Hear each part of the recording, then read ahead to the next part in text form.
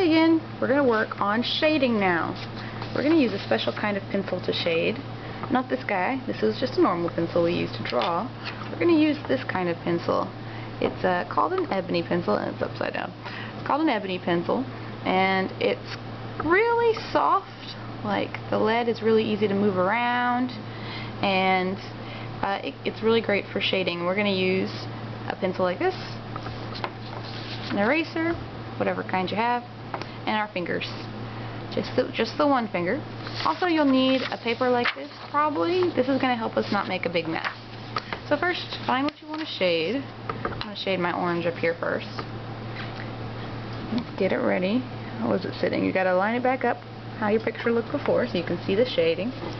So I notice here, when I'm looking at my orange, there's a very dark part right there by where the little divot is, because it's curved in, so light's not hitting it. I've got a really shiny part up here, we call that our highlight, and then curved all the way around, that's our shadow. We see a dark part. So see how there's darker right through here? And then way at the bottom it's very dark?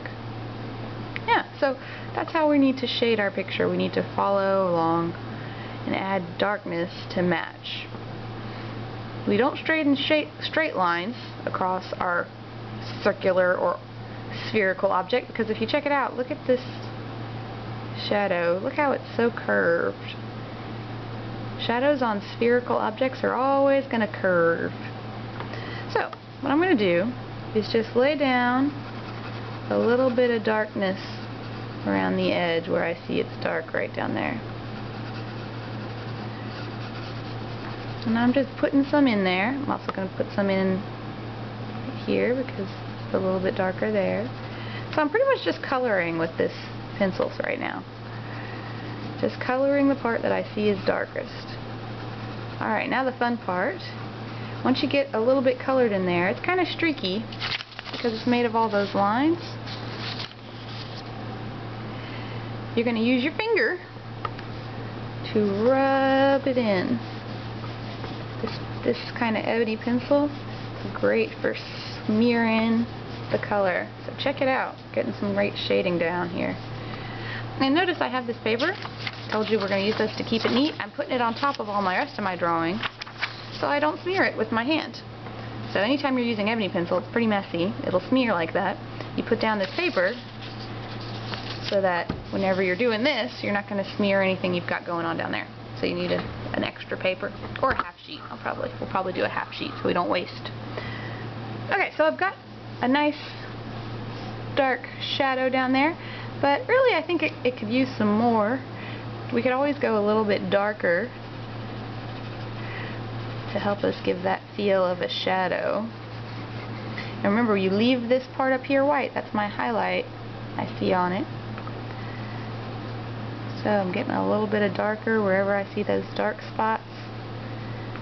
Just train your eyes to look for all the dark spots on your orange. Anywhere where that orange color isn't as bright because the light's not hitting it, that's what we're going to shade. So there we go.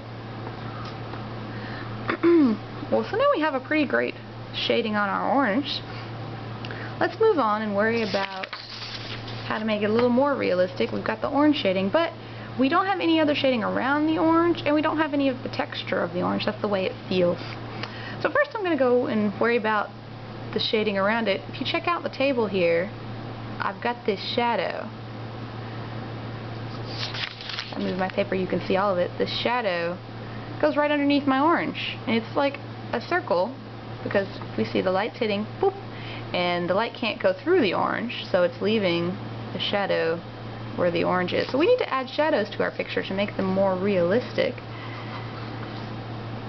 So I'm just going to look at where that shadow comes from on the orange, and I'm going to draw it on my orange. Now in your picture you won't have more fruit. Could get in the way, but I have a little bit more, an apple down there to worry about, so I'm going to stop my shadow a little bit short. And then we're just going to color it in like we did on the orange. Make it a little bit darker. This is called a cast shadow, so the shadow that's on the table is not part of your fruit. the cast shadow. So just color it in my shadow, making it nice and dark, and then I can take my finger just like before and smooth it out. You're gonna have to push pretty hard here. Smooth it out. Try not to go outside of the shadow, because see how I'm getting some smudges? That's where you're gonna get your eraser and clean up those smudges. We don't want smudginess all over. That's the problem that can happen when you're using these ebony pencils. You get lots of smudges. I'm gonna make you go clean them up if you end up with smudges outside your orange. So try to be careful. Keep smudging your finger inside. Now your finger's going to get dirty. Don't worry about it. Just don't touch anything else. Okay? There we go. So we've got an orange. Some nice shadows going on. Now we don't have any texture on our orange yet. Let's worry about that. Oranges have lots of little dots and dimples on them. So you can just go and do this style of shading called stippling. It's where we put lots of dots all over show the shading, and then as I get further towards the highlight, I'm making my dots softer and softer so they're not so dark. In the shadows I gotta make my dots hard so that you can see them, but up here we're gonna make them a little lighter and lighter so you barely even see them in the highlight.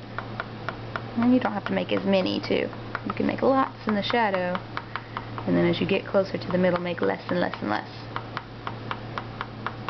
Okay, here we go. It's an orange, and a shadowed orange at that. So I'm going to go ahead and move on to an apple. Lemons are pretty much like oranges, so we'll leave that for you guys to practice yourself. Let's move on to an apple, since we haven't done that yet. I'm going to do red apple.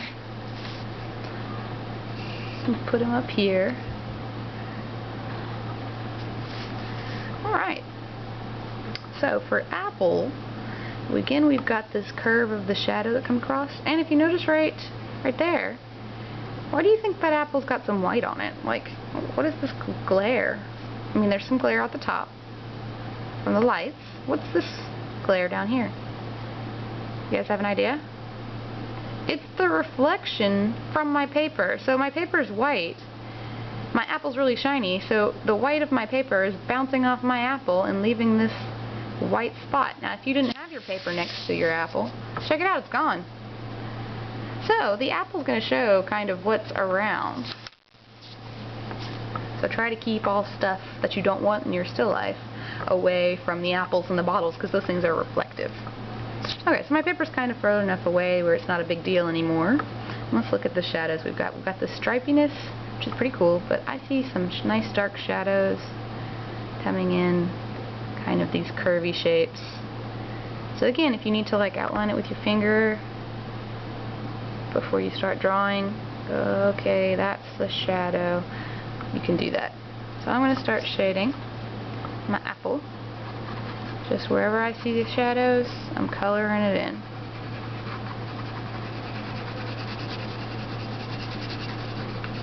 And the bottom's going to be darker than the top because the light is hitting the top. I'm shading it in. Just getting a little bit of shadow. And I don't see a whole lot of shadow by the stem, but kind of around the back I see a little bit. And we're going to use our smudgy finger. We just use this one finger to smudge. And smear it all in. Try not to go outside your apple or you're going to make a mess, which you'll have to clean up. Here we go. So that's a good start. Apples have highlights, so you're going to have to take your eraser and erase those white parts out of it. Check it out. Now of course it's going to need a cast shadow too. So if we look there, we see the shadow, which we'll color in and shade. And I see some darker tones that I can get. But that's the basic, guys. I want you to practice shading your fruit. Next we'll work on shading the bottles. Okay.